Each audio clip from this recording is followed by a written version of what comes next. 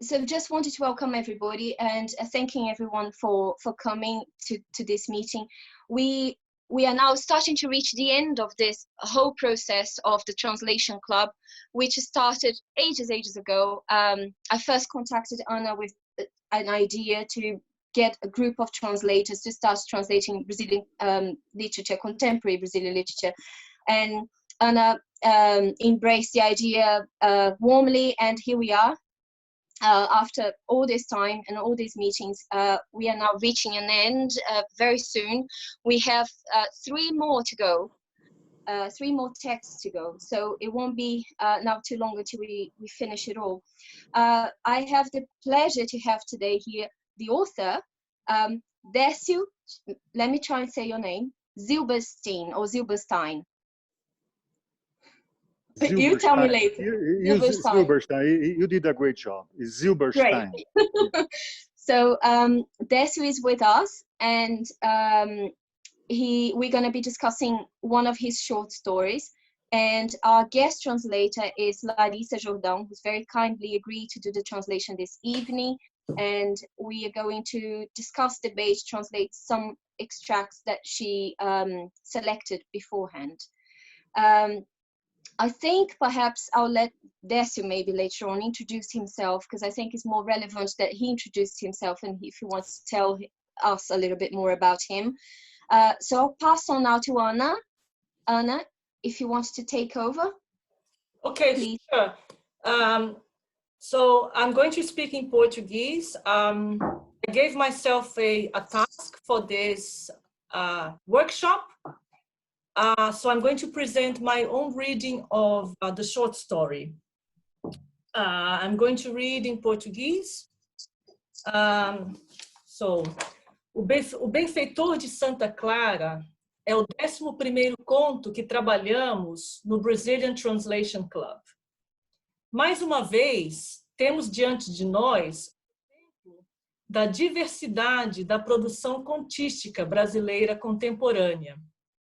O conto de Décio, não vou falar o sobrenome porque é difícil, assim como Tratantes de Ana Maria Machado, O Espírito Abone das Coisas de Itamar Vieira Júnior, Mão que nos abençoa de Clodir Vasli, Sombras sobre o Rio de Ronaldo Cagiano, entre outros, mostram que a literatura brasileira contemporânea não deixou de todo para trás o mundo rural, a vida nos vilarejos interioranos, para se concentrar no espaço e vida nas grandes cidades.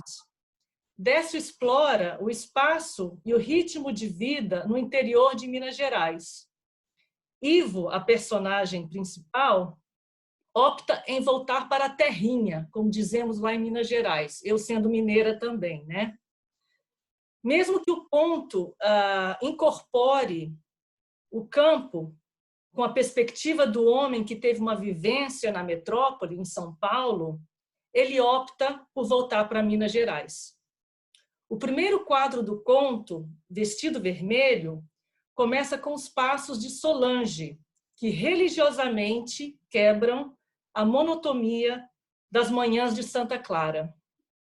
Nesse primeiro quadro, a mulher de vermelho, The Lady in Red, quebra a monotonia da cidade. Para mim, o que predomina nesse primeiro quadro é a cor vermelha e o mistério em torno de Solange. Essa estrutura em quadros, na falta de uma melhor palavra, e a variedade de técnicas narrativas empregadas por Décio permitem que o narrador explore estímulos diferentes, crie expectativas nos leitores. E o que é muito importante, deixe perguntas sem respostas, ao ampliar o simbolismo do texto. Ele faz tudo isso com os 2 pés bastante firmes no realismo, porque insere o tempo da narrativa num contexto sócio-histórico e num espaço geográfico bastante precisos. A Serra da Mantiqueira, Vale do Rio Sapucaí, Santa Clara, e no período de redemocratização do Brasil. A cor do vestido, as pedras da rua e a secura do inverno na região serrana de Minas Gerais predominam nos primeiros quadros. No terceiro quadro, no entanto, nos deparamos com algo um tanto inesperado, o sumiço da estátua de Afrodite. Algo que não é tão incomum em ficção. Eu estou pensando, por exemplo, no Cabeça de Santo, da Socorro Acioli. Eu acho que o sumiço de Afrodite poderia ser um título alternativo para esse conto. No terceiro quadro, Afrodite, nos deparamos com algo inesperado. O título desse quadro cria novas expectativas no leitor. Será neste quadro que a personagem feminina será apresentada? Mas a narrativa nos surpreende com o sumiço da estátua de Afrodite, da praça central da cidade, o que amplia a simbologia do texto para além do contexto histórico brasileiro e, ao mesmo tempo, abre espaço para o anedótico, para a fofoca da cidade pequena e as disputas entre os principais poderes da cidade, o padre e o prefeito. Em termos de realismo, a contraposição entre o Brasil rural e urbano, entre a ditadura e o Brasil democrático, se embaralham na biografia de Ivo. Ivo é o típico filho do fazendeiro rico que se forma na capital e depois volta às raízes para exercer a sua profissão, optando pelo, eu cito, o conforto passivo. O tempo e o contexto histórico da narrativa vão se tornando cada vez mais precisos, à medida que avançamos na leitura do conto. No começo, podemos localizá-los entre os anos de 1905 e 1982, período em que a Escola de Odontologia da USP funcionou na Rua do Retiro. Mais adiante, faz-se menção a um ambiente de chumbo, com tanques militares, o desaparecimento de colegas ligados ao movimento estudantil. Finalmente, a referência literária ao livro de Dalto Trevisan, A Polaquinha, que Carmen lê, localiza o tempo da narrativa na segunda metade da década de 80, período de redemocratização. Talvez seja pura coincidência, mas eu acho que não. A Polaquinha foi publicado em 1985, no mesmo ano em que Tancredo Neves, outro mineiro, foi eleito presidente da República. Isso aconteceu em janeiro de 1985, e ele veio a falecer em abril de 1985. A referência literária tem um papel duplo. Torna mais preciso o tempo da narrativa e abre espaço para a construção de paralelismos múltiplos entre Solange e Afrodite, e a Polaquinha, Tancredo, ditadura, Ivo e seu pai. Eu mencionei acima que Décio usa técnicas narrativas diferentes. A própria construção das suas personagens principais, Ivo e Solange, se faz de maneira diferente. Solange é puro mistério. Ivo se equilibra entre dois polos, a infância no interior de Minas, com as fazendas de café e leite, e a vida universitária em São Paulo. O que conecta esses dois polos é a aparente falta de liberdade da personagem. O controle paterno, em Minas, se transfere para o controle do Estado. Com a morte do pai e o final da ditadura, Ivo se torna o benfeitor de Santa Clara, título bastante insinuante. Ele conquista a sua liberdade, torna-se uma figura respeitável na região, porém tem um problema aí. Como o narrador nos alerta, bastava subir a serra para que Doutor Ivo deixasse a mediocridade e caminhasse em direção da glória. A densidade psicológica da personagem fica insinuada no conto. O paralelo entre sua biografia e a história do Brasil e, intertextualmente, entre a Polaquinha, Afrodite e Solange, são traçados. Como Ricardo Pilha diz, um conto sempre conta duas histórias. Eu cito, a arte do contista consiste em saber cifrar a história 2 nos interstícios da história 1. Um relato visível esconde um relato secreto, narrado de um modo elíptico e fragmentário. Se me perguntarem o que é mais importante nesse conto, se é a construção da personagem, do cenário, do enredo, eu diria que os três. A estrutura da narrativa em quadros, de novo, na falta de uma palavra melhor, torna-os inseparáveis. Benfeitor de Santa Clara pode ser um conto sobre a liberdade masculina, que a personagem alcança com a morte do pai e o fim da ditadura, ou sobre a reprodução da estrutura patriarcal, ou sobre o mistério da personagem feminina. O conto fecha-se sem um desfecho e certamente nos deixa com vontade de relê-lo, de ler mais textos de Décio. Então, agora eu passo para Larissa. A Larissa escolheu dois trechos que trabalham exatamente esse realismo, a descrição fina e segura da paisagem, de objetos, lugares, etc. Então, eu vou passar agora para Larissa. Ana, só queria fazer um breve comentário. Você não acha que antes da gente passar para a tradução, de repente seria o momento do Décio se apresentar? Oi, claro, desculpa, eu já esqueci. Não, é só para antes da gente entrar na coisa da tradução, né, em si. Claro, eu me esqueci. Eu já estava. Parabéns pela sua leitura, aliás, fantástica. Eu já estava pulando o autor. Desculpa, eu matei o autor. Entre autor e obra, a obra é sempre mais importante, eu tenho certeza disso.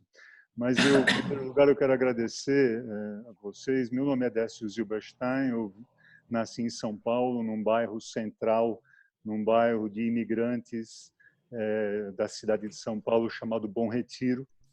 E eu vivi em vários lugares ao longo da minha carreira na universidade, que não tem a ver com a área de letras, mas sim com a área da economia aplicada à agricultura.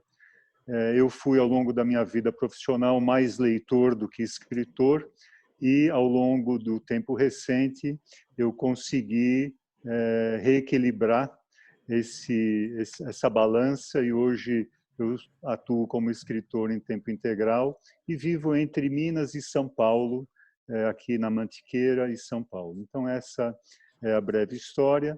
Tenho, nesse momento, 3 livros publicados. Meu último livro é um romance, e a leitura que você acabou de fazer já está me dando uma vontade enorme de voltar ao conto. E o conto é uma narrativa que sempre me atraiu muito. Mas eu tenho que agradecer vocês e, se me permitir, dentro de brevíssimo tempo, apontar a relevância do trabalho de vocês. A relevância da tradução é um trabalho silencioso, nobre, um trabalho superior, e vocês se dedicam a isso, eu acho algo notório, ainda mais nos dias de hoje, não é? O Borges falou muito, comparou o leitor e o escritor, dizendo que o leitor é mais importante que o escritor, mas ele também, em algum momento, ele cita que o tradutor não é menos importante do que o autor. Para o Brasil, talvez mais até do que para Portugal, o Brasil é muito mais isolado. Nós somos um país culturalmente isolado e vivemos um momento muito difícil agora, onde possivelmente esse isolamento tenderá a aumentar. E isso reitera a relevância do trabalho de vocês, não é? O Brasil raramente exporta seus autores, e quase sempre pela insistência de pessoas como vocês, como Nara, como Ana Cláudia, que eu conheço agora. Enfim, finalmente eu quero destacar uma inveja benigna que eu acabo de sentir de ver a atuação do Brazilian Translation Club, o tema da tradução fascinante e que alguns veem como impossível, outros enxergam como uma recriação. E nesse sentido eu lembro de tantas obras bonitas, retrabalhadas, recriadas. Me lembrei de Transblanco, trabalho compartilhado entre Otávio Paz e Haroldo de Campos, que mais do que tudo joga luz no trabalho de vocês. Então eu quero agradecer e realmente deixar clara a minha expectativa de que o trabalho de vocês, que chega a um final, pelo que eu estou entendendo agora, mas que ele tenha vida longa. É isso. Obrigado.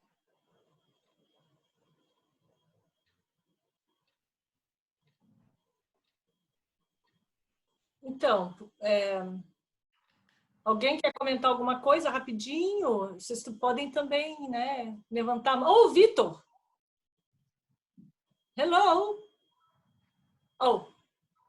I was just clapping, sorry. I saw there was a reaction button and you can clap. So oh, okay, since we're on mute, I just clicked clap. So.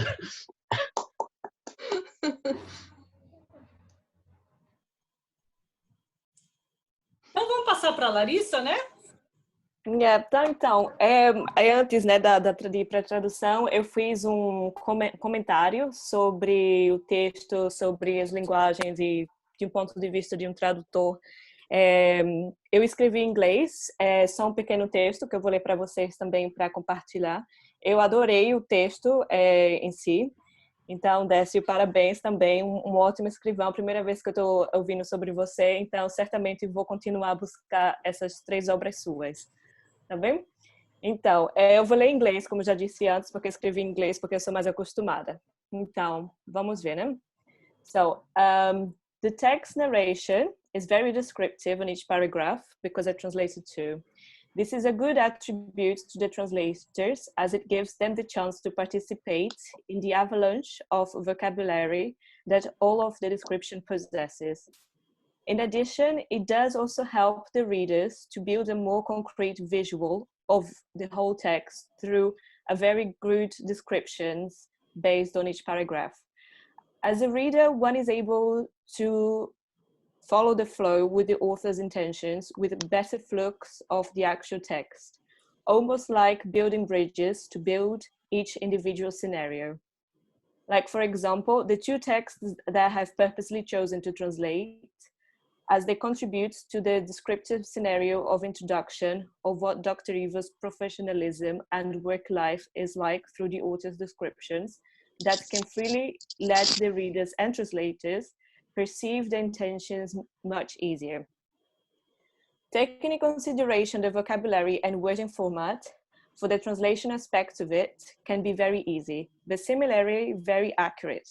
For example, because it is a very descriptive text, especially those 2 paragraphs alongside the others, the translators and readers are left without many synonyms of translation to opt for. It is not the case of going around and reading and translating the text to sound similar. The options here are very minimal. Nonetheless, the fun part of it, on a personal level, I would say, that comes from the various vocabulary that does build up to build the entire dentist surgery, as well as the real-life gist of a patient's list. It is very good for those who love to read, as the author does help a lot with the building of the passage's abstract, which makes it easier for the narrative comprehension. For the translation's point of view, what I have admired most was how easy it is to expand the vocabulary from the Portuguese language. The almost like listing of a surgery description and the narrative of that surgery's patients, a vocabulary that is in high usage of today's world. So for a beginner, it is good to go back and forth using the dictionary to research all the forgotten small words that does add up to a great descriptive text. For example, in the first paragraph that I chose to translate, I was initially admired by the columns that addresses the descriptive list that adds up to the author's intentions of building the surgery and the patients by creating a sense of imaginative list, words that can end up being valuable to our own personal dictionary, and that I personally find that are hard to remember when translating out of the blue. as they are only a small selection of words. The combination of the following words that are followed by a colon by the author are exemplary of great descriptions that any translation would love to work on, such as dentist chairs, comfort of the patients, control table, equipment operations, drills, holes, idle buttons, spit pan, tap, dripped, metal bowl, sterilized. Because it does build up the imaginative side as well. And of course, the translation pace is much easier as well as more coherent and firmer, with less confusion such as alternatives as antonyms and synonyms. Similarly, the author uses the same descriptive technique with the colon to describe the audience. The characters, though it is not as listed as the previous translation. It does narrate and lists information in regards to Dr. Eva's patients, in which case it does give translators a sense of freedom in regards to having more capacity in translating longer sentences that can be altered and having more choices of different words usage through synonyms and antonyms. Nonetheless, words such as extractions and processes are good examples of words to be translated if the theme of dentistry needs to be kept flowing. Those are also examples of universal languages that have the same base, whether translated in English or Portuguese, that do describe well enough the imagery of a dentist's lifestyle and patient's attributes. Overall, I found translating those two paragraphs less tangy than my usual translations, but consequently it was challenging adjusting each description to the most accurate feel of the description. Building the imagery and scenery alongside each of the descriptive words translated was fun. It also did open a lot of words that are common everyday words that can be easily forgotten when having to translate quickly and at fast pace. Okay, so this is my opinion and small short commentary of my two translations. So the two translations that are translated, we started off with the surgery. That's the first paragraph.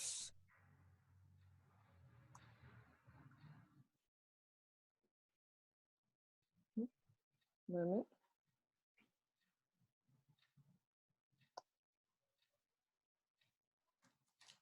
Sorry, I lost Zoom. Can you see? Yes, yes, that's it here. The okay. Screen, yes? So have we got, anybody who read it before, have you got any questions or any comments or anything that you thought that you could have opted for differently?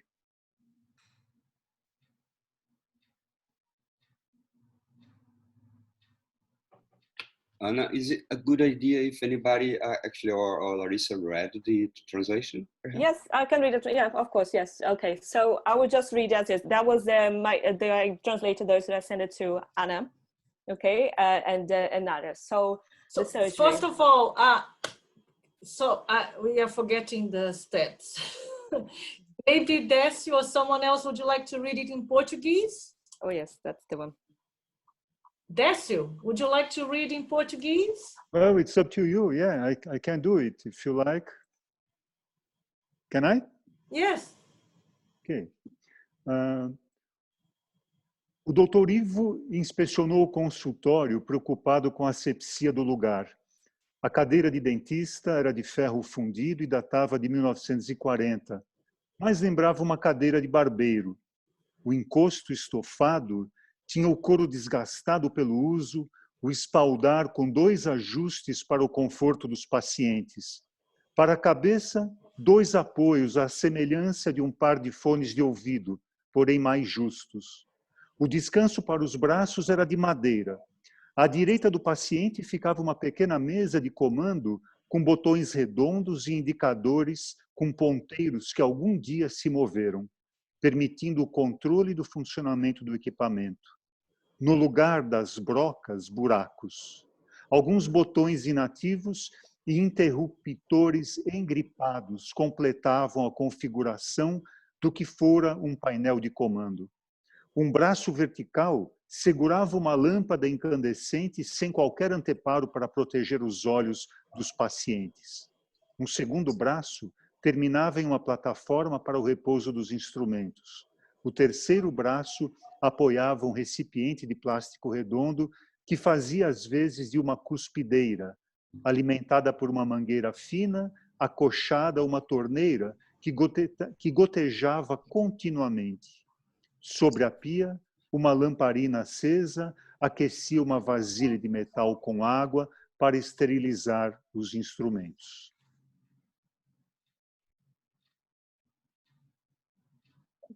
So are you sure reading English? Yes? Or you're going for the second paragraph, Décio?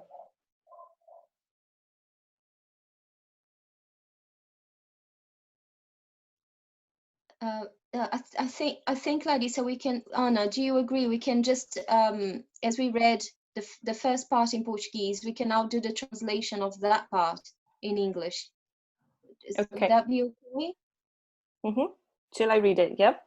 Please, thank you. Okay. So the surgery. Dr. Ivo inspected the surgery, concerned with the asbestos of the place. The dentist's chair was made of cast iron and dated from 1940, more like a barber's chair. The upholstered backrest had the leather worn out, the backrest with 2 adjustments for the comfort of the patients. For the head, 2 supports similar to a pair of headphones, but tighter. The armrest was made of wood. To the patient's right was a small control table with round buttons and pointed indicators that once moved, allowing control of the equipment's operation. In place of drills, holes, a few little buttons and stuck switches completed the configuration of what had been a control panel. A vertical arm held an incandescent lamp with no screen to protect patients' eyes. A second arm ended in a platform for the instrument's rest. The third arm supported a round plastic container, which sometimes acted as a spit pan, fed by a thin hose attached to a tap that dripped continuously over the sink. A lit lamp heated a metal bowl with water to sterilize the instruments.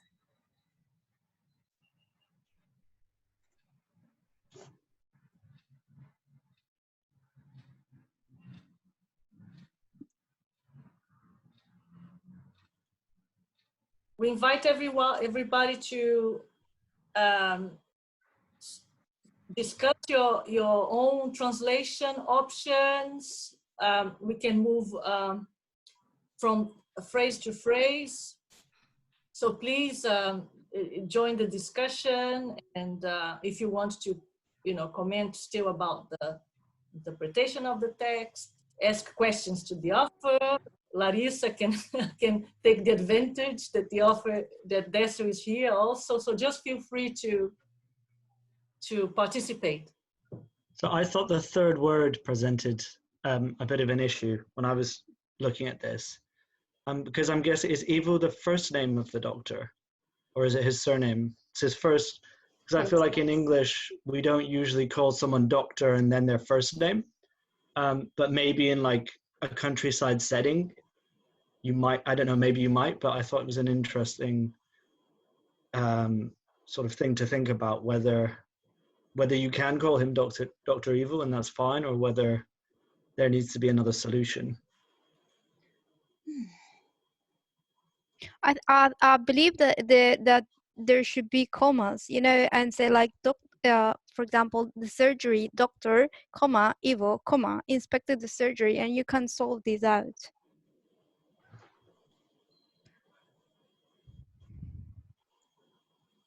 I think that's a good idea. I see that. Does that work in English? That's my question. Would that work in English with the comma? I mean, I think the colon feels like it's such a central part of the style, having those little sort of introductions to each, what did you call them, quadros? So yeah, each section starts with that, the surgery, the patients, and then that colon. So I wouldn't want to I probably wouldn't want to change that. I mean, I'm not saying I'm not. Dr. Evil doesn't work. It was just something I was thinking about whether that was the right option or. So maybe we have to give the character a surname in the translation. Yeah, I was gonna ask Desi to give him a Would the surname. just call him the doctor or? The doctor, sorry, yeah. just a question for you. The fact that the narrative is set in this particular place in Minas Gerais, and I believe that if you were to translate, I think you will translate the full text, aren't you, Larissa? Are you going to do anything with the place? Are you going to keep the geographical location of the piece in Minas Gerais? Is that correct? Yes. Yes, So exactly like as how I predicted the author's intention to be, because I was also translating the whole text also. So I was translating based on initial grounds, so through the base. I didn't want to change much of it, as opposed to like literal translation, if that makes sense. So yes, of course.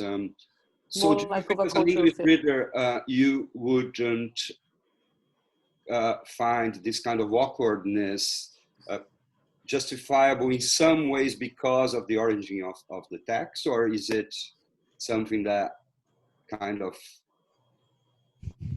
sounds too strange? As in to give it like more of a feel of the text as well, so as in to engage with the readers, so they can gain more of a cultural feel of Minas Gerais and the interior of Brazil as well, and obviously the lingua. So you could say Dr. Evil, for example. So it's a typical of Brazilian way of calling it, so obviously by the first name, and he's if you read the text completely, so he's very popular around the town where he is at the moment, so everybody would definitely call him Dr. Evil. So Doctor because he's just a recent graduate with the help of his father, and also Evil because everybody knows him, so that's more like for informal. It's just like Fabio also, Fabio Casé made a comment which is very relevant, because it obviously, as just Larissa just said, is the doctor also refers to a status as well as his profession. So he's identical with doctor, but also his status as a rich, the son of a rich, rich family. He will be a doctor anyway. So. Exactly, but my intentions were also based on primarily on his profession, and secondary on his status. Mm-hmm. Sorry, I would like to ask something as well. Yes, please go ahead. If there any analogy that can be made with this kind of status, yes, I just get this feeling that there's also there is the kind of relation to the activity he has, but also to this status, and how to do that in English. That was a question for me. How can I convey this kind of high-level idea of speaking to a person who is on a higher status on the social scale? Sorry, do you mean like how is their status as in the Portuguese language? No, in English, how would a person from the countryside refer to this kind of rich sir or Not very politely. something like that? I'm just racking my brains. I honestly can't think of something that we could just pop in there as a replacement that carries that meaning. I'm really struggling. Maybe as an English speaker. Maybe just the way they address the person, though, rather than a specific term of address. Maybe you just make the way they address that person more respectful, or do it that way? Yeah, you could add like doctor into statements if they're talking to them. Yeah, definitely. Yeah, so but what Thank would you. I think Victor was saying, as I was Victor, that he said that in English every doctor is a surname, wasn't it? But in Brazil you can say, you can call a doctor by the first name.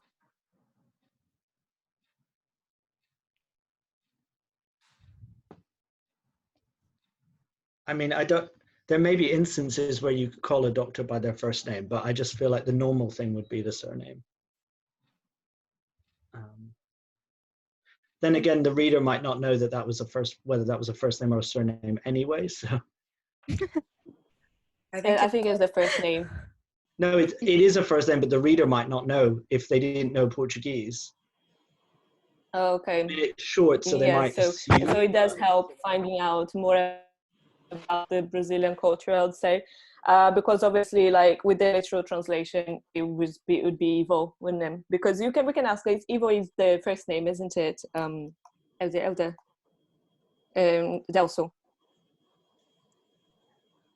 Yes, Ivo is the first name. Yeah.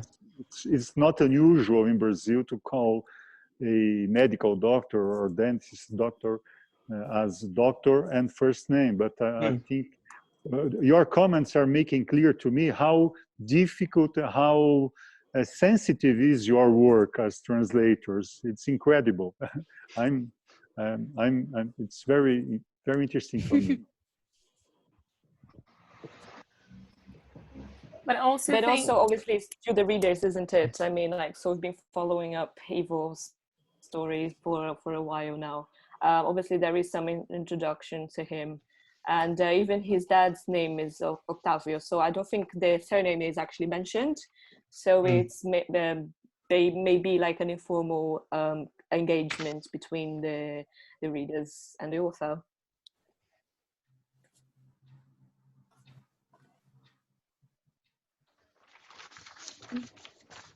And I also think calling him Dr. Ivo might help convey to the English reader how familiar treating your doctor might be in Brazil, even though it might sound strange to the English reader. I think it might just help make the connection with the kind of society Dr. Ivo is practicing in. I think you're asking too much from the reader. I think it would be better to try to sort it out as translators. I do understand, but also like using doctor as a pronoun to treat him conveys the sort of respect that people have for them, but treating them by the first name also conveys the sort of familiarity that Brazilian rural society would have for their doctors and dentists. So I do understand that it sounds strange. I do think in the ideal world, it might be better to have an alternative, but I do like the using Dr. Ivo.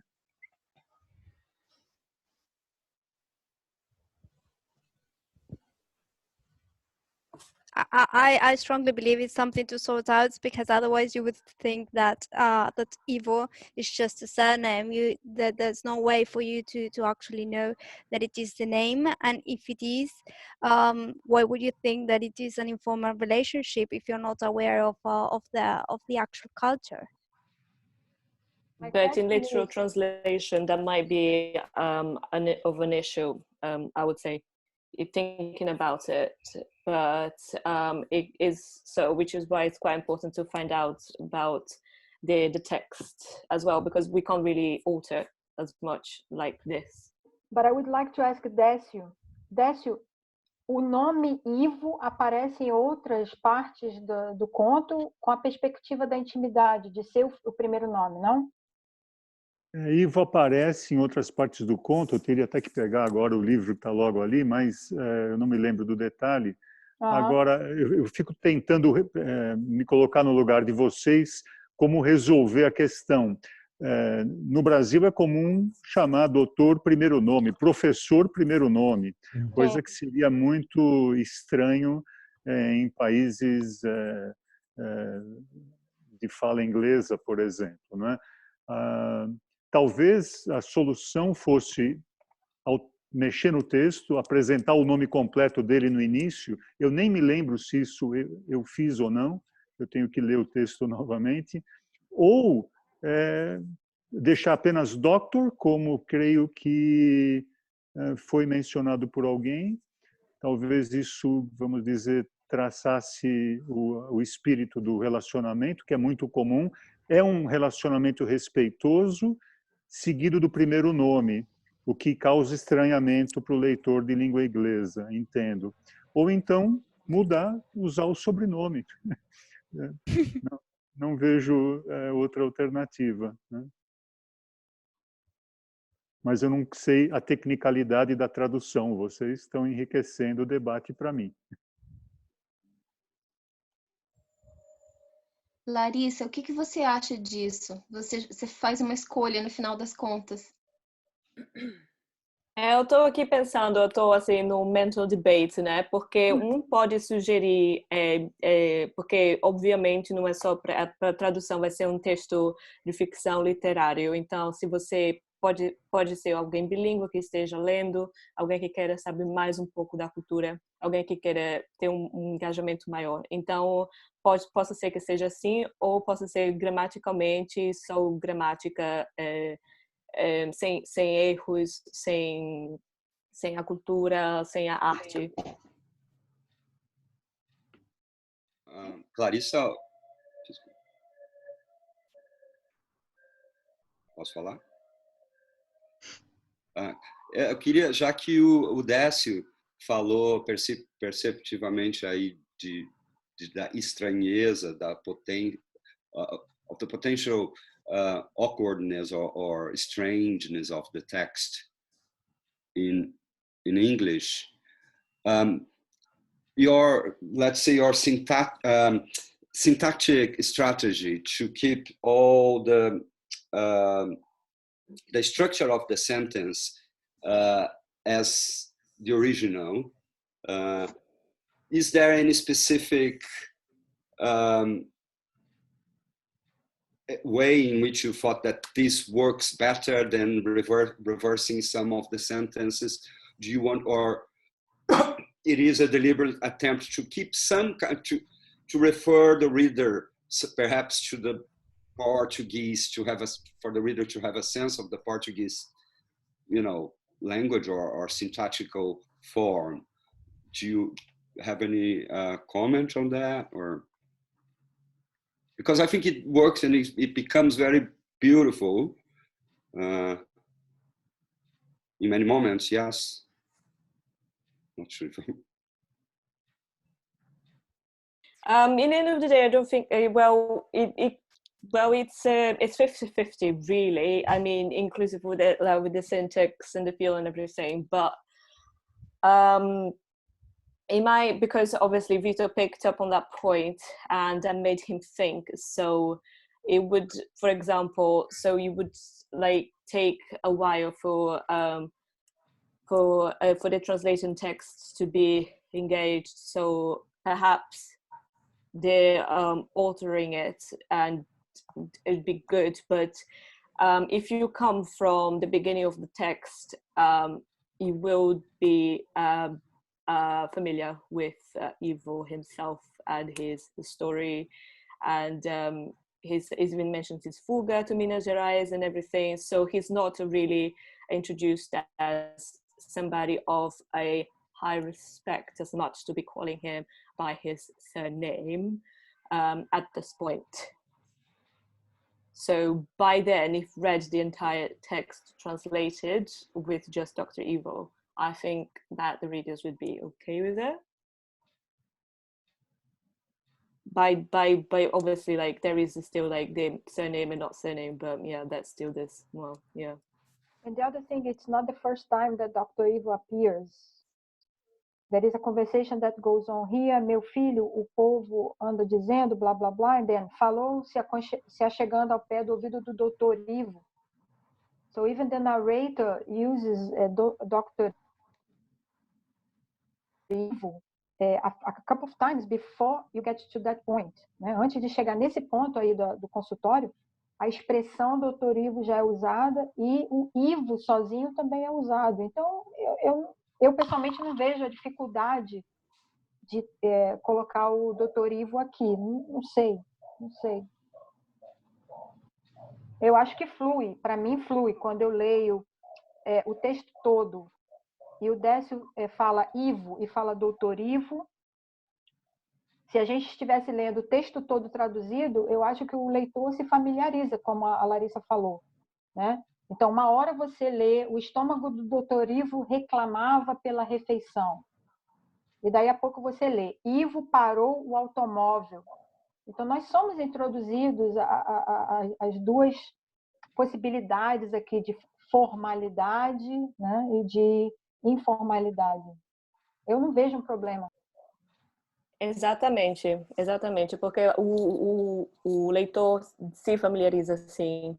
Mas foi uma boa pergunta e escapou minha mente, mas já que todo mundo resolveu, normalmente no Brasil, também. Cada doutor é chamado pelo sobrenome, isso deve ajudar também, né? Realmente. E professor também, a maioria das vezes, mas, assim, em geral, o obrigatório é sempre sobrenome, mas não é obrigatório. Tem mais algum ponto em relação à tradução? Alguém traduziu alguma coisa diferente? Queria apresentar alternativa?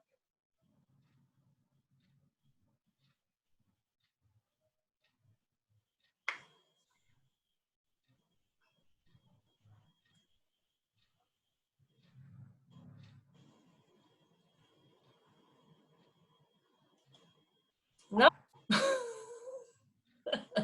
Eu coloquei também, porque eu na linha 8 da primeira tradução, eu tive um typo de gramática, eu coloquei no chat, só em caso alguém percebeu, tá aí, tá? Desculpas. Passamos para a próxima? Ou o que vocês acham? So I was just gonna say that if everyone agrees, so everyone is in total agreement with the translation so far. If anyone wants to add on to anything, then if not, I suppose we could carry on and move on. But if you guys do have anything to Can I add, ask one please. question, Nada? The word asepsia and asepsis, is it a very medical term in Portuguese, or is it something everyone would be familiar with? Just because asepsis for me, I understand sepsis, but I have to think through, actually, what does that mean here? And I had to actually look it up, to be honest. Could it be something like sterilization, something that's more common, maybe? Yeah, although we've got sterilization, but yeah, something like that. It's to do with the cleanliness, right? The lack of hygiene. Bacteria, yeah, hygiene. For me, the word in Portuguese is also not very technical. Right. Okay. Asepsis do lugar, asepsia do lugar. It sounds like a doctor speaking. Definitely. Okay. Would you be able to guess the meaning, do you think? Like, could you just work it out quite quickly?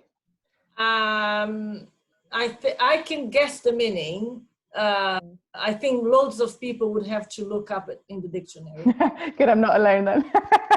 In Portuguese. What about the other saints, the other Brazilians in the group? Well, the pandemic changes a little bit. Asepsia, eu acho que é bem. Asepsia é uma palavra média, de médio conhecimento, digamos, né?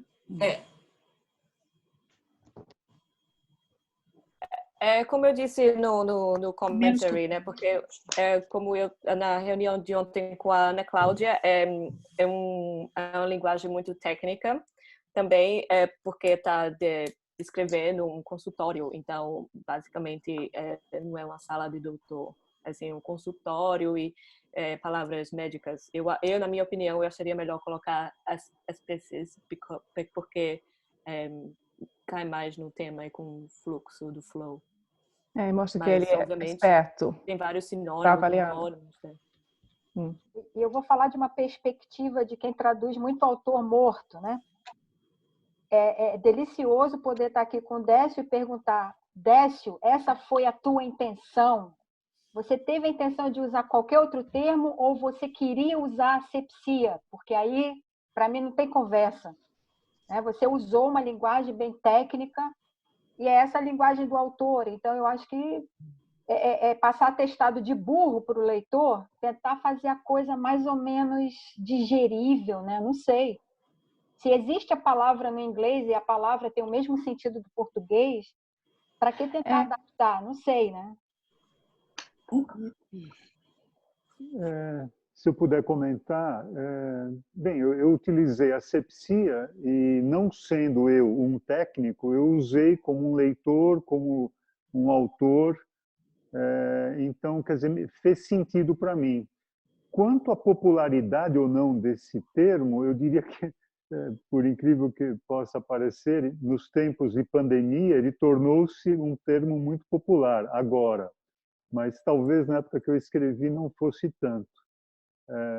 Eu entendo a questão, mas a minha escolha foi uma escolha natural, eu não tive uma intenção suficientemente forte que me fizesse buscar o termo. Foi um termo que, para mim, soou natural. É engraçado porque esse estranhamento da palavra asepsia não me causa esse estranhamento a palavra. Também me soa muito natural. Eu não sei, é uma coisa que eu sempre ouvi falar, asepsia, no sentido de higienização profunda de uma coisa, sabe? É nesse sentido, assim. Não me soa estranho. Ah, mas no inglês Nália. eu achei que soava. Não, exatamente. Minhas intenções foram essas, porque no consultório, linguagem culturais, eles falam assim. Agora. Desculpa, chefe. Por favor, não brinque comigo. A Babi A7, que é minha autora favorita, que ela é responsável por eu ter voltado a escrever, ela não sabe disso, mas ela me fez querer voltar ao blog. Ela acabou de lançar o primeiro livro dela na versão do Mitchell. Eu estou muito feliz por isso. E ter essa nova versão tá esquentando meu coraçãozinho e eu nem...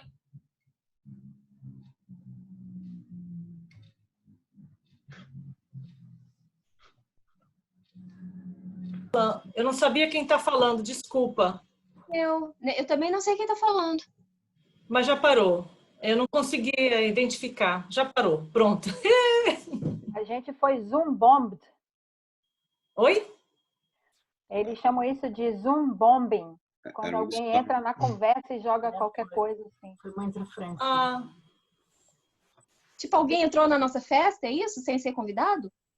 Parece que sim, né? Antigamente era a linha cruzada, né? A linha cruzada. Eu ia só voltar à asepsia. Nós usamos muito o adjetivo ascético, né? Que vem deste termo. Portanto, acho que ascético é muito mais comum, não é? A asepsia não é tanto, mas para mim também não é assim nada de invulgar.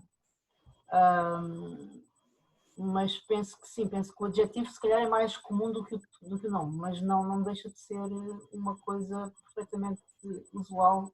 Quer dizer, não é usual, tipo, toda a gente fala, mas como estamos a falar de uma pessoa que é médica e tal, acho que fica mais ou menos em contexto, não é?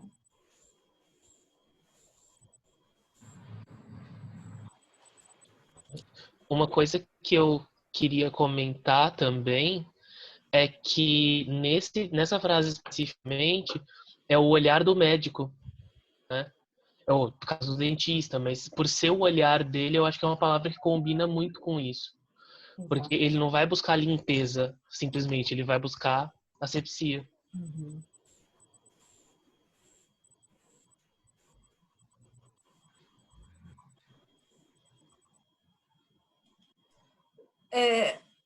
Então, vamos passar para o próximo trecho ou vocês querem comentar alguma coisa do primeiro ainda? Eu só queria chamar a atenção, Ana Cláudia, desculpa, o Liang fez um comentário interessante, era uma palavra que eu ia perguntar mesmo, até para o Décio, sobre engripados. porque ele faz a colocação aqui no chat da referência à gripe. Eu acho que não é exatamente a ideia, mas essa é a minha visão, não sei.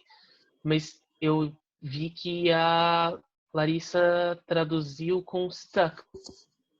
E aí eu queria saber um pouco mais sobre como o Décio usa essa palavra, essa ideia do botão, se ele funciona, se ele não funciona. A intenção aqui é um interruptor que não funciona, engripado. Ele é antigo, ele já serviu a uma função e agora ele está ali inativo, né? Botões inativos, interruptores engripados, ou seja, querendo expressar um equipamento que fora ativo e hoje está lá encostado, não é? Então, essa é a intenção. Um interruptor que não mais funciona. Eu fiz a pergunta porque a minha familiaridade com o termo vem do óleo desengripante, que a gente passa em portão de casa, né?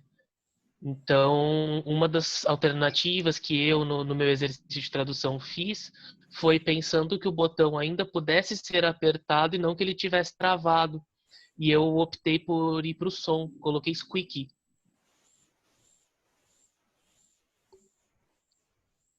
Olha, isso é interessante porque no português de Portugal, não sei se no português do Brasil também, mas, por exemplo, quando nós dizemos engripado, pode ser alguém que está com gripe, não é? Mas gripado, sem o "em", só gripado, por exemplo, quando dizemos o motor gripou, ou qualquer coisa gripou, portanto, temos as duas palavras, gripado e engripado. Não sei se neste caso, não sei se no Brasil também tem. Engraçado que eu acabei de olhar a etimologia de engripar nesse sentido e vem de grip, do inglês. Grip. Então, de agarrar. Então, a gente está voltando para o inglês, na verdade, de uma certa maneira. É interessante, porque faz sentido, né? E grips, não desliza, não funciona de uma maneira mais geral, né? Agora, em tempos de pandemia, todo mundo pensa logo em gripe. Exato. Mas vocês usam o termo engripado para alguém que está com gripe, ou não? Gabriela, eu diria quase que talvez no sentido oposto. Minha percepção é que nós utilizamos gripado para quem está com gripe. Não, é engripado. Então, parece que no Brasil o sentido de gripado se coaduna com o que em Portugal se fala, se utiliza o termo de engripado. Mas, por favor, me corrijam. Nós, quando dizemos engripado, referimos a alguém com gripe, exatamente. No Brasil é gripado, Ah, é? Sim, Não vai na rua, senão você vai gripar. Tem isso, né? Então se calhar é ao contrário, é engraçado. Gabriela, o verbo é engripar também? É isso? Ou gripar? Para a pessoa que está, no seu caso, engripar? Não, quando nós estamos em engripar, não sei, não é? Não usamos como verbo, não sei. Mas quando dizemos estou um bocado engripado,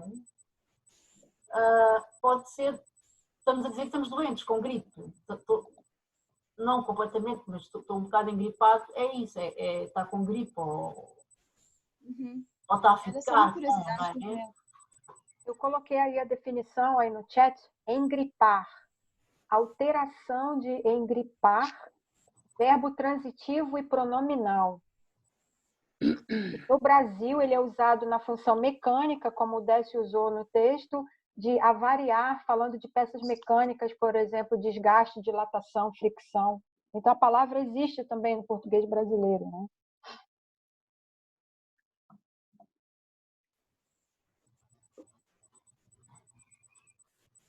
A Marta, né? Acho que a Marta matou a charada, né? Que diz que engripado talvez venha de grip.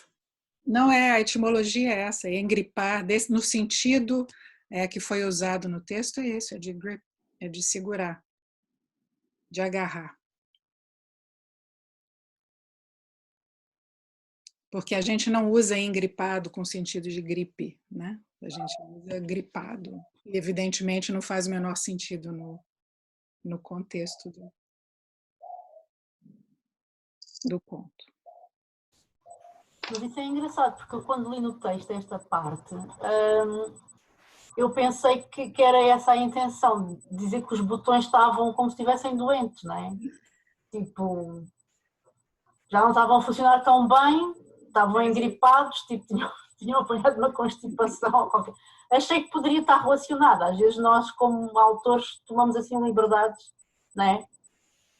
E por acaso, quando traduzi para enfermos, disse que os botões estavam enfermos, em inglês, não é? Porque pensei que era essa a ideia, mas então não, é mesmo a ideia dos botões não funcionarem mais, não é? Não, portanto, neste caso o stuck está perfeitamente bem, não é? Mas é interessante estas interpretações, não é? Às vezes uma palavra só faz-nos pensar noutras possibilidades, não é? A língua é uma coisa muito maleável e é interessante.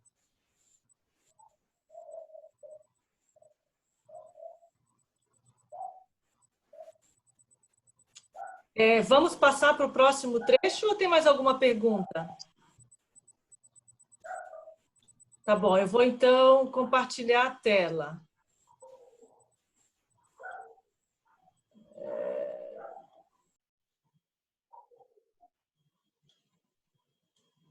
Alguém gostaria de ler o texto em português? Pode ser o Décio de novo, é sempre bom ouvir a voz do escritor, né, para ver o ritmo do texto. Você daria o prazer para a gente de ler o texto? Sim. Claro que sim. Se ninguém desejar ler, eu farei com prazer. Vamos lá.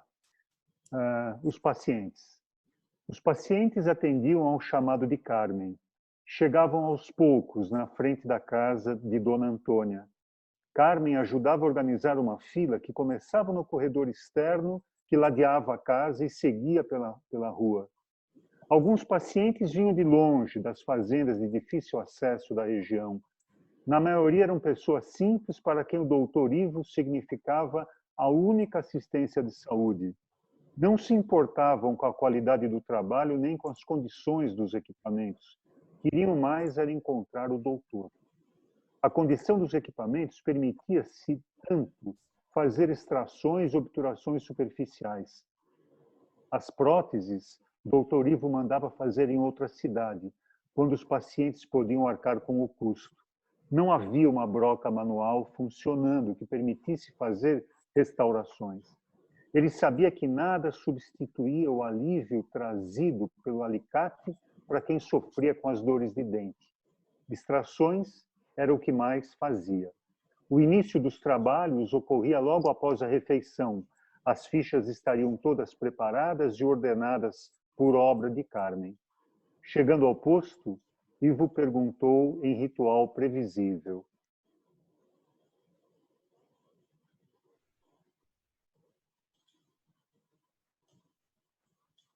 I'll read them in English now. Yes.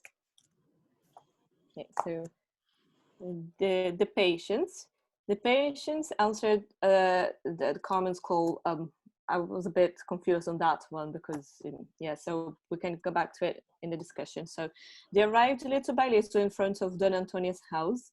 Carmen helped to organize a line that started in the outer corridor that flanked the house and continued down the street.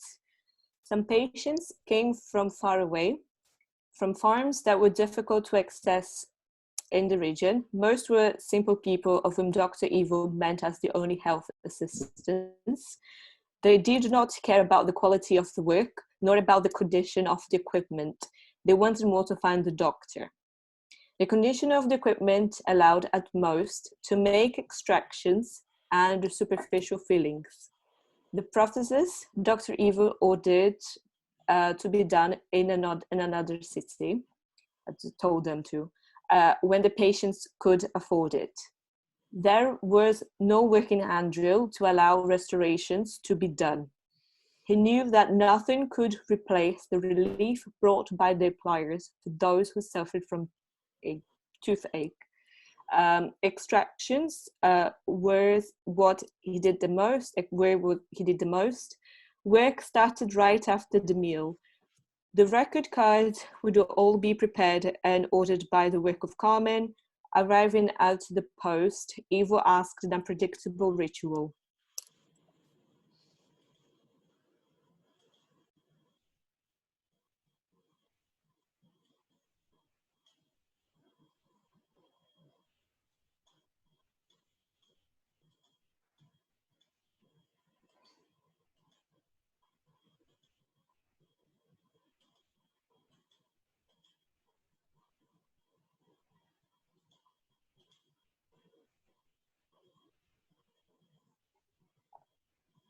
I have a question about the use of the verb flanked, né? To flank, and why not that this line run alongside of the house?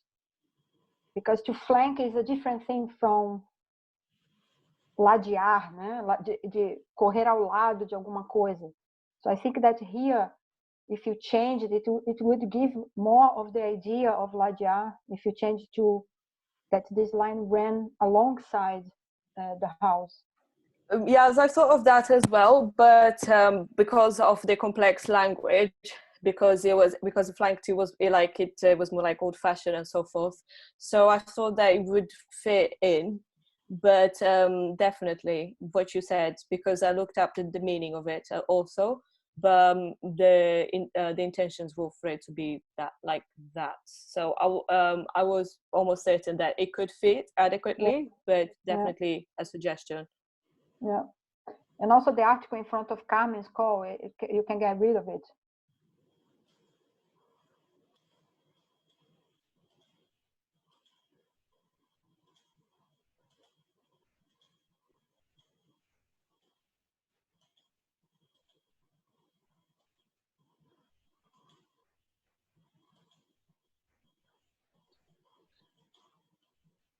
In that matter, I think Victor gave a beautiful solution in the chat. Listen out for Carmen's call.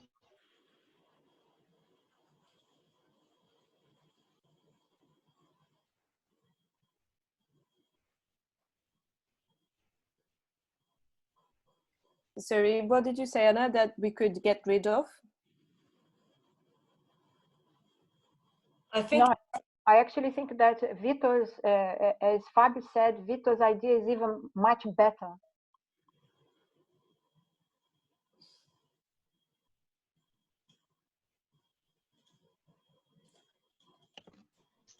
Yeah, I looked at the various meanings for atendiam, and there was one definition that suggested more a sort of listening out for something. And I thought if the patients were in a line, maybe they were listening out for her to call their name, so they could go in and see the. That's true. Go into the surgery. I think that works well. I thought that Chamado could relate to where the doctor had asked Carmen before, like I think a couple of paragraphs earlier, to actually make a telephone call to patients to let them know that he was there. So I thought that was correlated to that, and that might be what I think John Chamado meant. I don't know. No, but then he says, chegavam aos poucos, né, na frente da casa, não sei. I think they are already there. I think Décio, fala aí, Décio. O primeiro comentário que eu tenho a fazer é que vocês têm sido muito benignos. Eu seria muito mais crítico a respeito do que eu escrevi. Lendo agora, eu tenho certeza que eu reescreveria esse parágrafo todo. Ele merece uma simplificação, o que tornaria as ideias mais claras e a tradução muito mais factível. Então, vocês estão sendo muito educados comigo, podem criticar à vontade. Mas eu não me lembro exatamente o ponto que vocês tinham levantado agora.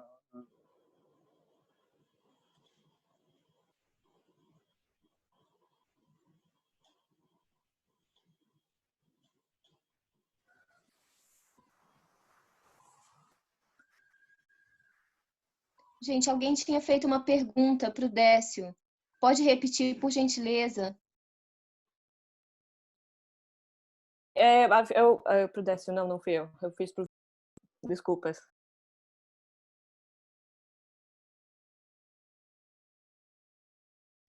Alguém fez uma pergunta pro Décio? Não foi? I think it was just the meaning of that phrase, what the verb, where is it? Atendiam. So just what's happening there? Is Carmen calling each patient in to tell them that they can go through to the surgery? Is that the meaning of that line? Just after os pacientes. A intenção é que os pacientes se aproximavam dos arredores da casa, se punham em filas e eram chamados a seguir, não é? Então a ideia inicial é de que eles iam se encontrando ao redor da casa, não é? E a Carmen ajudava a organizar a fila na parte externa da casa, no corredor que ladeava a casa. Daniela gave also a good idea here that instead of translating answered, to acknowledge Carmen's call. That could work.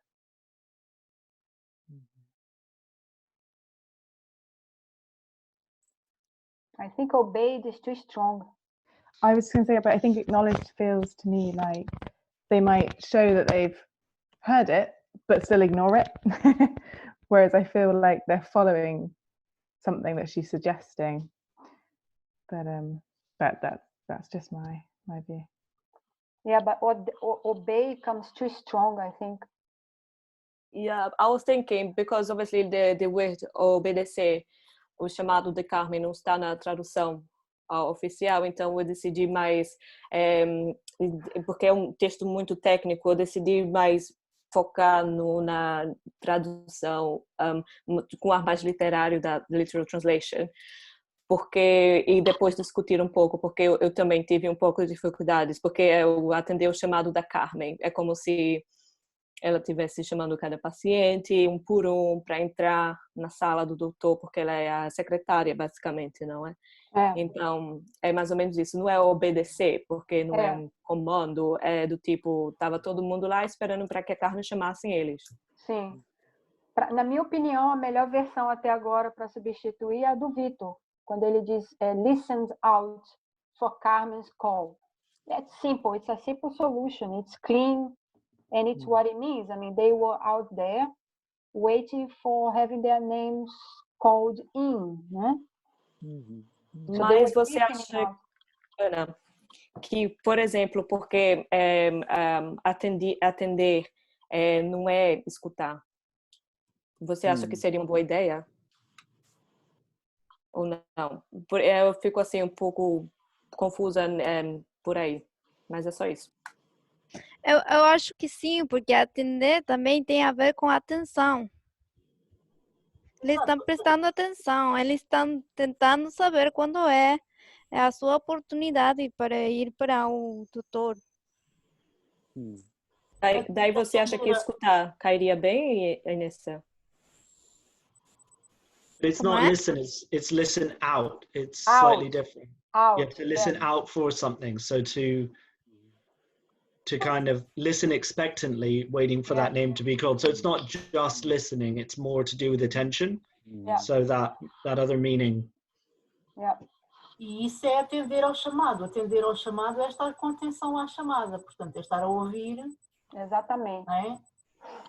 Acho que é basicamente a mesma coisa.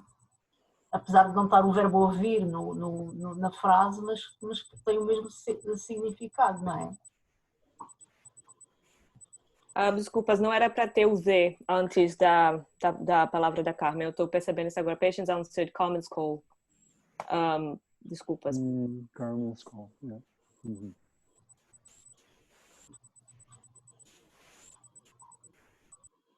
Larissa, I think your strategy for handling the sentences and kind of mirroring on the original, since they work for the most part. And I don't have a final translation, a refined translation, but perhaps I would, in some of these sentences, for instance, the condition of the equipment allowed at most to make extractions and superficial feelings. In sentences like this, perhaps think about changing the order, like in these conditions, the equipment only allowed for extractions and superficial feelings, if that, or where you say extractions was what he did the most, perhaps also thinking of reversing to kind of soften the English. What he did the most was extractions, the work starts, blah, blah, blah. And to, obviously I haven't completely refined my own translation, but perhaps it could benefit of rethinking some of these sentence structure. I don't know if you agree with me that yes, definitely. Manipulating your syntactical you know, form, however it is a different language, perhaps sometimes is a good idea. I quite like that sentence. So extractions was what he did most, but in the others I would agree, but I think that one actually works quite nicely. Yeah. I don't think there's a problem with that one, but let me just find I'm sorry, what about the comma after extractions? I don't think it's needed. yeah, I would get rid of the comma. Yeah. Well, wait. Extractions and superficial feelings. No, the short one. Extractions was what he did most. You can get rid of that comma. It's oh not yes, needed in definitely. English. Yep. Apologies. Yes. Yep. 100%. Yeah, extractions was what he did the most. But would you think they would kill the dramatic effect of it, though? Exactly. I always think about the literal, but you have to think twice. You have to think about the grammar as well as the literal. So the literatura. So but you just wouldn't form a sentence like that in English. Like, you wouldn't. No, because then you would extractions. I say extractions was what he did the most. Is that extractions was what he did the most? So I don't know. It does make a difference grammatically, definitely yes. But could that be a purpose for that comma that wants to be passed on into English? I think the solution here is to say extractions was actually what he did the most, with no comma, because that is the intention of the sentence. To more emphasize. like dramatic, isn't it, Anna? Yeah. I don't think you need the actually. I think the foregrounding of extractions has the effect here, because you wouldn't naturally foreground that noun. What you'd say is, oh, what I do most is, or what he does most is. So by already putting it forward, bringing it forward, it's having that effect. And so I don't think you need a comma or anything else. I think simple, painful is how to do it. Well, maybe not in English, but the use of the comma in Portuguese here is to give you that a pause to say extractions. That is the thing that he did most. So there is an emphasis given by the comma. Exactly. You lose. But without the comma, is that a fairly normal construction? Because that may be part of it as well. If it's a normal construction, you put the comma in. Whereas in English, if it's an unusual construction, foregrounding extractions, you already have an effect. So I always think in sentences like this, in the opening sentence of raised from the ground, levantado do chão, do Saramago, em que ele começa o livro dizendo: o que mais há nesta terra é paisagem. Então ele vai fazendo um build-up de emotional charge until he gets to paisagem. However, the English translation by Margaret Jo Costa was the other. She's reversed, and in that specific case, perhaps I don't think it's a very happy reversion, because she loses completely this build-up of, literary meaning, let's say, and she says, landscape is what we most have in this earth. So it's just another way of looking into that. But I think it works, as Victor said, like this. But what I meant is some other sentences might actually benefit from thinking about if it's worth actually either reversing or breaking it down. Having said that, I don't have any, suggestion, final suggestion.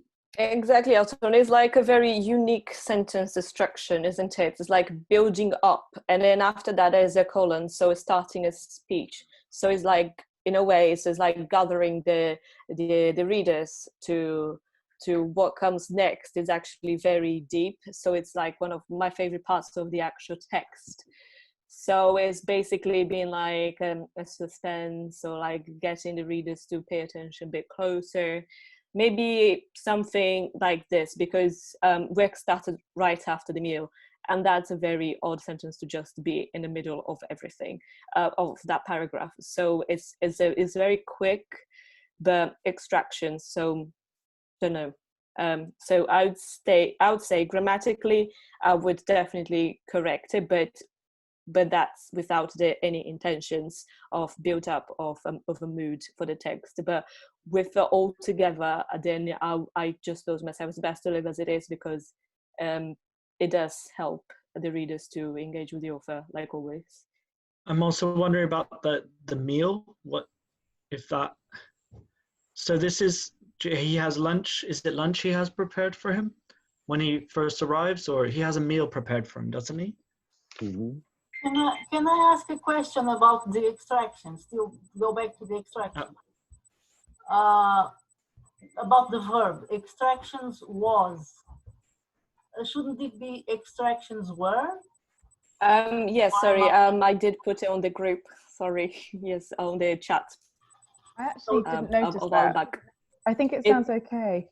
It does, but I just I do get in between grammar and the actual text. But I did put, just in case, it's on the, I put there should be were, not are, after extractions, line 10.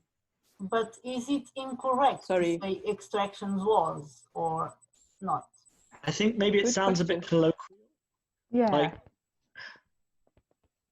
I can't explain exactly why you can say extractions is what he did most, but you can. Yeah, you can. I didn't even notice that it was sort of grammatically incorrect. It felt very normal. You can, because it can be related to what comes after, which is what he did the most, which is eat. Yeah. So it could be correct. I mean, it can go both ways. That's the grammar. Okay, yeah, that makes sense.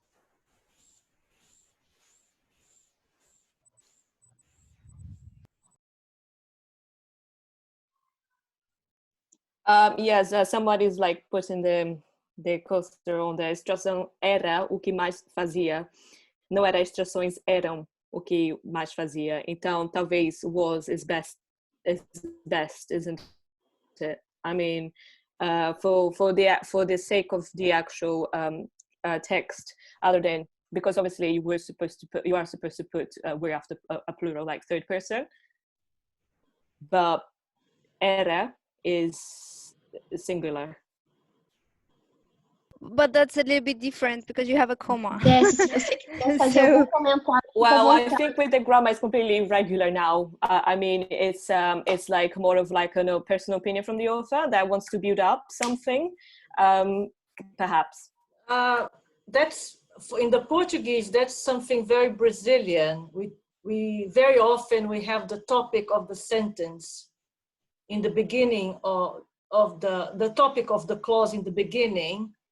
And we mess up with the grammar because the most important thing is to call attention to the topic. And the comma there is actually to stress that the topic of the sentence is extrações. So I don't know how you can do that in English, but it's something very, very Brazilian, yes, of Brazilian grammar.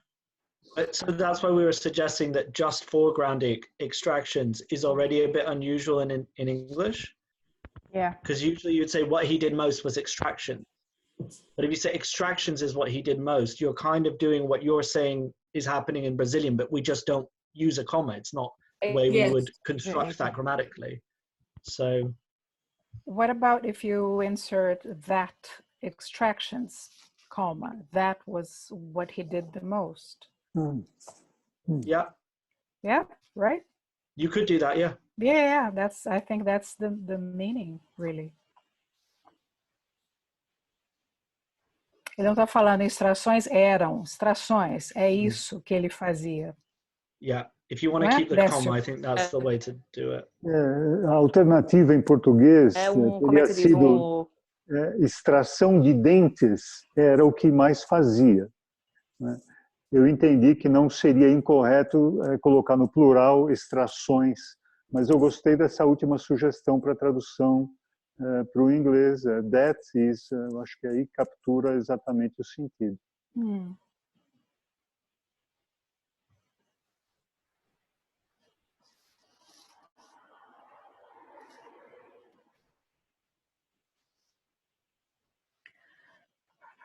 Só completando, voltando aqui para o sentido, o ato de extrair dentes era o que ele mais fazia. Quer dizer, o sentido é esse. Como expressar isso? Como expressar o ato de extrair, né? Eu entendi que coubesse aqui extrações, né? Era o que mais fazia, ou, alternativamente, como disse, extração de dentes, aí no plural, era o que mais fazia. Larissa, eu tenho uma pergunta. Diga. Voltando para o início, o Dona Antônia, você colocou, foi proposital você ter colocado Dona com letra maiúscula? Porque o Dona para a gente é quase que o equivalente ao doutor, né? O Dona. E até onde eu imagino, eu acho que não tem um equivalente no inglês. E quando eu leio o Dona em caixa alta, me parece o nome de uma pessoa, como se fosse Dona. E não digamos, um honorífico, sei lá. Foi uma escolha? Sim, Érica, boa pergunta. Bem, o que eu queria, assim, bem, porque dona é um ato de respeito, não? Porque, assim, você chama alguém casada por dona. E sim, é um nome também do tipo, como é o nome daquele musical grego, Mamma Mia, né? Que o nome da mãe é dona também, mas... tem isso, mas assim, dona porque como título, eu coloquei dona como um título, mas se bem que parece como nome, mas eu não sei se está por aqui, mas quando estava traduzindo o texto todo, tem outras partes, outros trechos que tem seu alguém, tem um seu que ele manda pedir para passar no consultório dele mais tarde. Eu não me esqueci o nome, mas eu coloquei seu, mas eu traduzi como seu, mas em parênteses eu coloquei Mr., né? Aí eu acho que, porque aqui eu acho que eu esqueci, só para discussão mesmo, porque às vezes assim esse tipo de, porque pode ser coloquial, alguém não entenda, eu teria colocado, acho que por falta de tempo também, Mrs. A próxima dona, mas de letra maiúscula pelo fato de ser um título. Bem que pareça ser um nome próprio. Porque é uma coisa tão do português, tão do Brasil, chamar dona, seu, que para mim é bastante difícil a gente transpor isso para o inglês, né? O dona, o seu, talvez o doutor a gente até consiga dar um jeito, mas o dona e o seu eu acho particularmente complicado. Não sei o que os native speakers of English pensam quando leem dona, e pensam imediatamente no nome da pessoa ou se tem essa imagem, enfim. Mas obrigada pelo esclarecimento da sua escolha. De nada.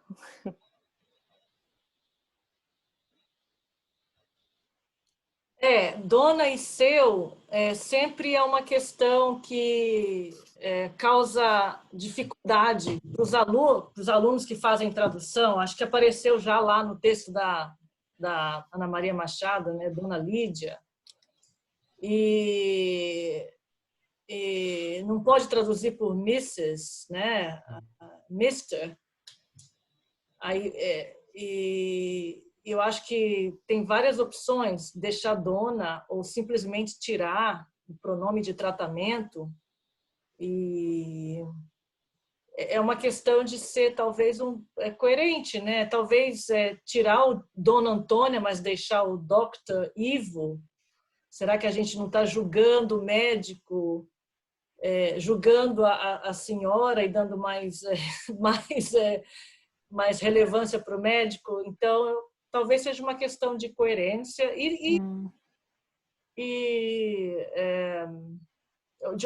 de opção mesmo, né, do tradutor. Alguém lembrou...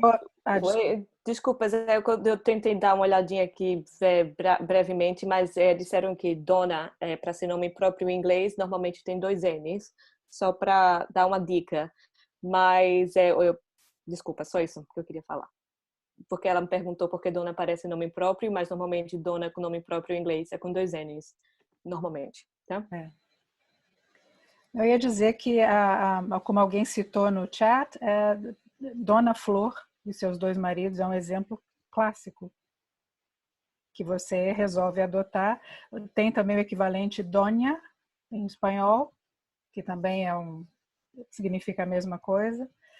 E em alguns países onde se fala inglês, por exemplo, nos Estados Unidos, no sul dos Estados Unidos, é possível você usar Miss, não Mrs., mas Miss como tratamento, usando o primeiro nome de uma pessoa. Então, Miss Antônia, Miss Ellie, Miss, enfim, é usado em alguns países onde se fala em inglês. Então, poderia usar Miss ou simplesmente deixar Dona. Eu acho que funciona, Dona. Por isso é sempre um debate, né? Você ou quer colocar cultura, assim, porque é um livro, é um texto tão cultural, ou você realmente faz a tradução de Miss Antônia, porque não faz diferença, mas se você pegou o texto para ler sabendo que é da cultura brasileira, português, você lê Dona, aí você busca o que Dona significa, basicamente. Sim, mas porque você mencionou também do Doña em espanhol, muito popular também se você estiver lendo em inglês. Exato. E você pegar um Doña por lá. E também tem o D com aquele azinho alto, né? Que também eu acho que é o diminutivo tipo primeiro, segundo. Como é que se diz? D com DA, um A lá em cima. Acho que nem precisa do A, né? Acho que é só o D maiúsculo com ponto. Abreviaturas, quer dizer. Uma pergunta. O mês não se referiria a uma pessoa mais nova? Dona Antônia, imagina uma senhora de... Não necessariamente. Depende da cultura, né? Depende do país. Então, por exemplo, no inglês do Caribe, é usado, independente da idade. Messaltia. E a Messaltia pode ter 60 anos, 70 anos. Respeito, né? é mais respeito, né? Eu acho que é interessante porque ela deixou Antônia com a O com circunflexo. Então, é interessante a ideia de deixar também Dona. Dá para pensar que é brasileira, porque é do outro lugar, sabe? Também não tem problema. A questão é interessante. Digamos, se o texto está sendo traduzido sobretudo para o leitor inglês, tem que pensar se o Miss funciona ou não. Então, talvez que o termo tem esse sentido em outros lugares para de língua inglesa. Não sei se talvez para o leitor alvo, né, funciona. Mas alguém fez uma pergunta aí, eu não sei, eu acho que eu cortei a pessoa, desculpa. Essa pergunta foi a Iel, né? Desculpa, eu te cortei. Não foi eu. Não, Ana, eu ia comentar que o Fábio fez um comentário porque ele está traduzindo Faulkner, né? E ele disse essa questão dos autores sulistas, o Miss e Mrs. estão em todo lugar. Exato. Então, talvez isso consiga solucionar o problema, se não quiser deixar o Dona. A minha curiosidade é como que os nativos do inglês solucionariam isso exatamente.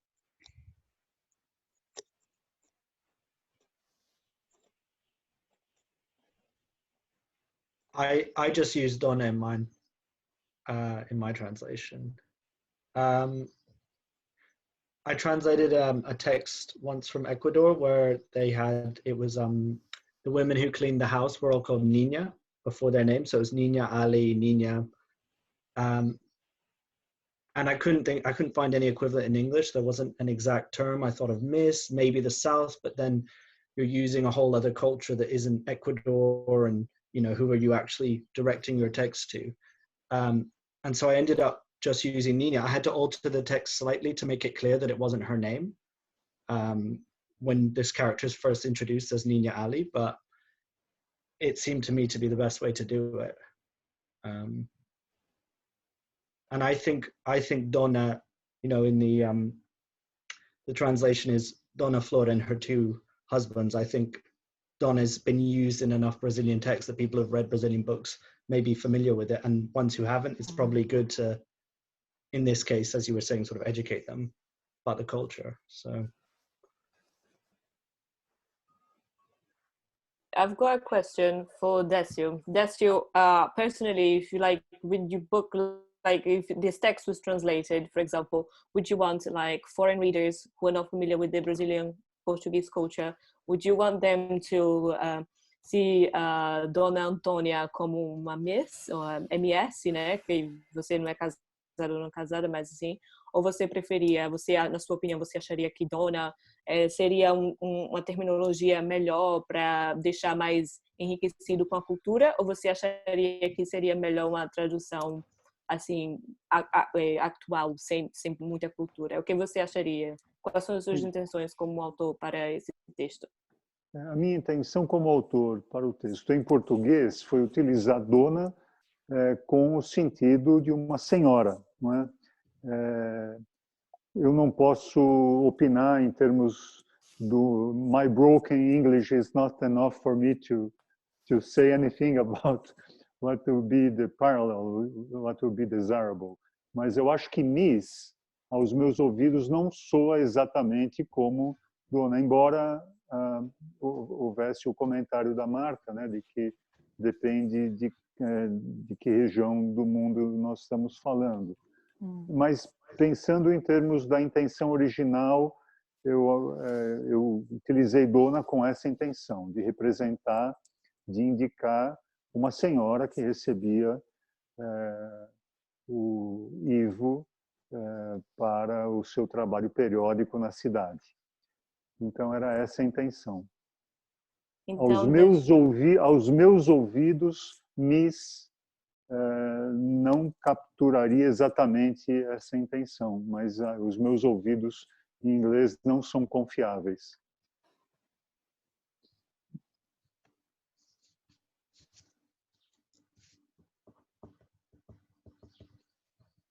Obrigada.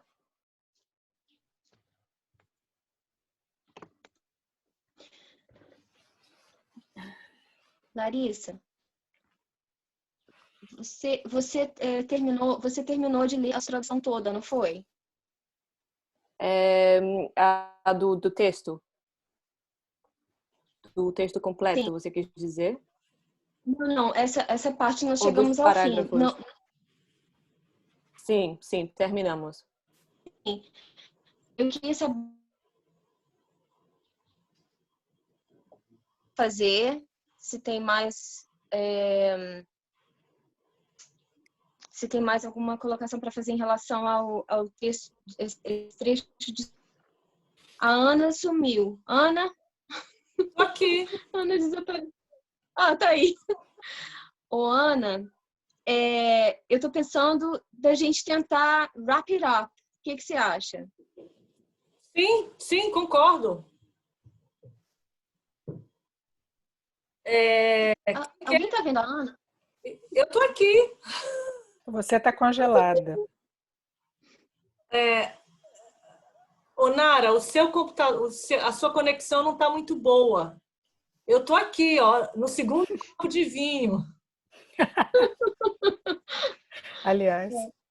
Não, eu só Ana, eu só queria... Você está engripada. A minha conexão não tá boa. Deixa eu te falar. Você está engripada. Eu acho que a gente deveria tentar finalizar, se ninguém tem mais nenhum comentário a fazer, e anunciar os próximos eventos, né? O próximo evento. Sim, claro. Tessie, você quer falar alguma coisa? Alguém quer?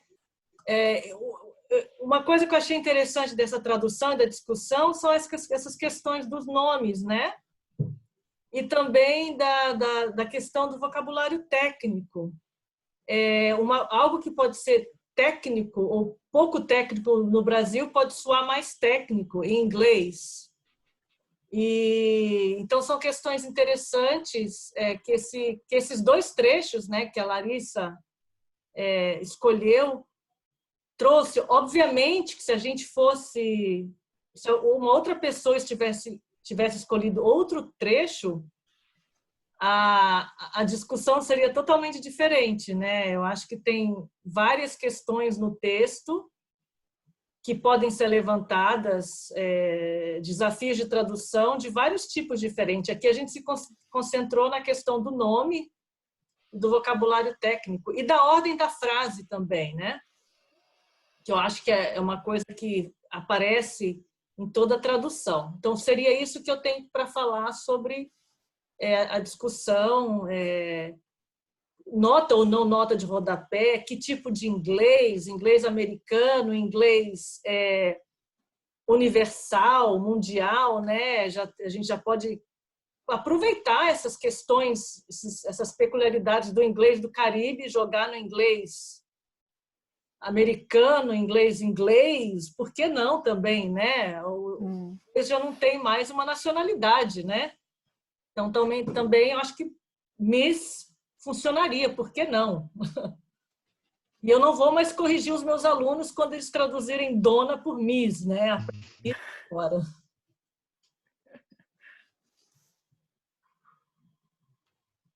Desculpa, o que a gente esqueceu também do título, né? Rapidinho, eu só vou dizer, eu escolhi, em vez de colocar Santa Clara's Benefactor, eu escolhi The Benefactor of Santa Clara, porque tem um D no começo, então seria melhor num título, mais opção aberta.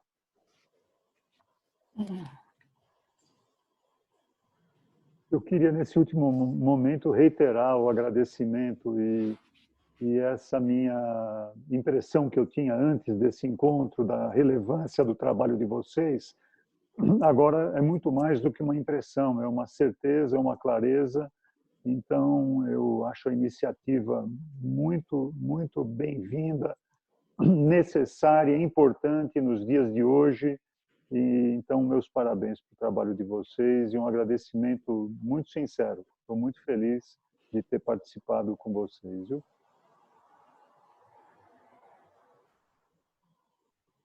Obrigada, Técio. A gente que agradece a sua participação. Foi uma alegria e é sempre um privilégio, né, ter o autor assim para a gente poder discutir um pouco mais. Eu acho que se ninguém tiver mais uma colocação, a gente pode encerrar, né, Ana, falando do próximo evento, que quem fará a tradução vai ser o Fábio Cazé. Ele já saiu do meeting porque ele teve que sair. O Fábio Cazé vai traduzir, então, o nosso próximo texto, e a data é dia 30, é isso, Ana? Confirma para mim, por gentileza. Eu acho que sim, é sempre na última terça-feira do mês, né? Porque no período em que nós estamos, eu acho que não faz muita diferença, mas para manter, digamos, a tradição, né, de fazer as coisas sempre no mesmo dia, poderíamos manter no dia 30 de junho, né? Isso, 30 de junho. E sempre esse horário, 6h30, que aí dá para quem está no Brasil, na Argentina, participar também. Não fica muito tarde. Ana, só uma coisa que eu queria acrescentar. O Fábio, que vai fazer a tradução no próximo encontro, ele pediu se o nosso encontro não pode ser às 7 da noite, porque ele tem aula online até as 3, 3 horas no Brasil, 7 horas aqui. Se fosse às 7 horas aqui, 3 horas lá, aí ele poderia participar desde o início, senão ele teria que pegar o bonde andando, entendeu? Para mim, tudo bem, né? Não tem o menor problema. Uhum. Então, a gente propõe esse horário para todo mundo, ao invés de 6h30, 7. Espero que não faça tanta diferença para vocês, que todo mundo possa comparecer e logo logo colocaremos esse evento disponível lá no Eventbrite, assim que possível.